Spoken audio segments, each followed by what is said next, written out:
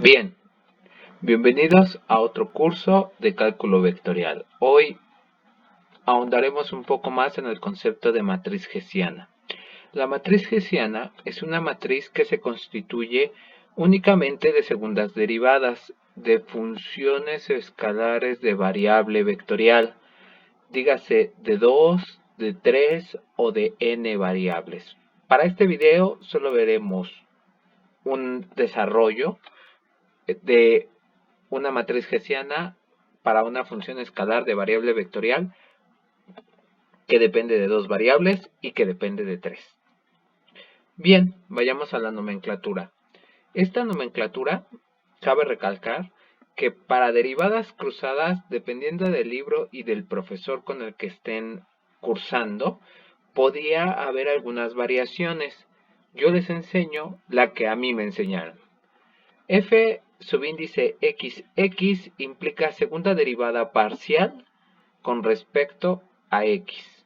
Luego, f de XY se puede reescribir como la segunda derivada parcial cruzada. ¿De quién con quién? De la primera se toma la primera derivada parcial con respecto a X y se deriva parcialmente por segunda vez con respecto a Y. F de Y de X. Se toma la primera derivada parcial con respecto a Y y se deriva una segunda vez con respecto a X. Esa es la correspondencia en nomenclaturas. Aquí lo que podría pasar es que, dependiendo de su profesor, en lugar de que la segunda derivada sea con respecto a Y, tengan X y en lugar de la primera derivada con respecto a X, tengan Y. Es solo esa pequeña variación. Nosotros manejaremos en este video la que ya les expliqué. Ok, vayamos a la matriz hessiana de una función escalar de variable vectorial de dos variables. En el primer renglón escribo la segunda derivada parcial con respecto a x y la derivada cruzada de xy. Y luego la derivada cruzada de yx y luego la segunda derivada de y con y. Yo lo pongo de esta manera, ya expandido en la nomenclatura que les acabo de explicar. Y ya vieron que f de xy es yo tomo la primera derivada con respecto a x y la derivo con respecto a y. Y f de y de x es tomo la primera derivada parcial con respecto a y y la derivo con respecto a x. Una característica muy especial y que recalcan mucho los libros es que las funciones escalares de variable vectorial que solo dependen de dos variables, su derivada cruzada por lo general son iguales. Ahora, voy a darles un pequeño dato. La matriz hessiana generalmente se utiliza, o lo que se utiliza de la matriz hessiana es el determinante. ¿Para qué se utiliza? Se utiliza para clasificar puntos críticos de esta función. Dependiendo si el determinante es mayor que 0 o menor que 0, esto puede dar paso a que el punto crítico sea máximo o mínimo, pero es importante saber construir la matriz primero que nada. Ahora, ¿por qué les doy este dato? Debido a que las derivadas cruzadas en la función escalar de variable vectorial que depende de dos variables son iguales cuando se multiplican para sacar el determinante, son iguales.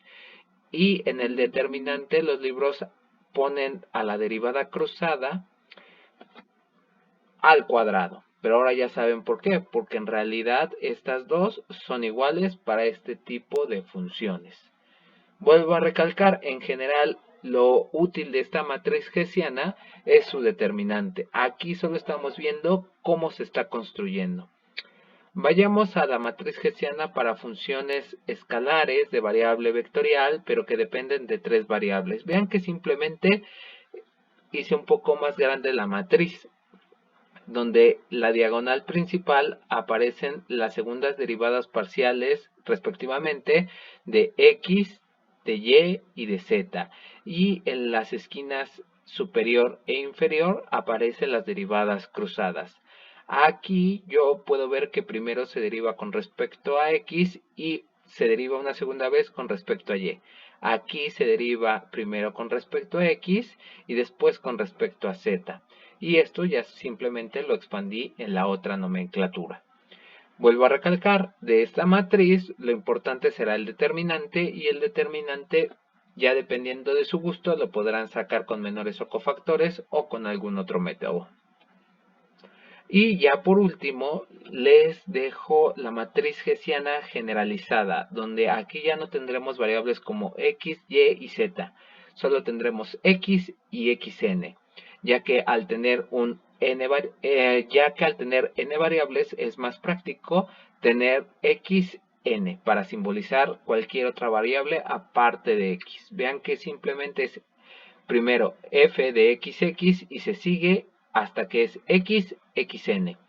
Y en la columna es xn, se deriva primero con respecto a xn y después con respecto a x. Así sucesivamente hasta llegar a la segunda derivada parcial de xn con respecto a xn. Espero les haya gustado el video. Los espero en la siguiente clase. Cualquier duda o comentario, trataré de responderlo a la brevedad.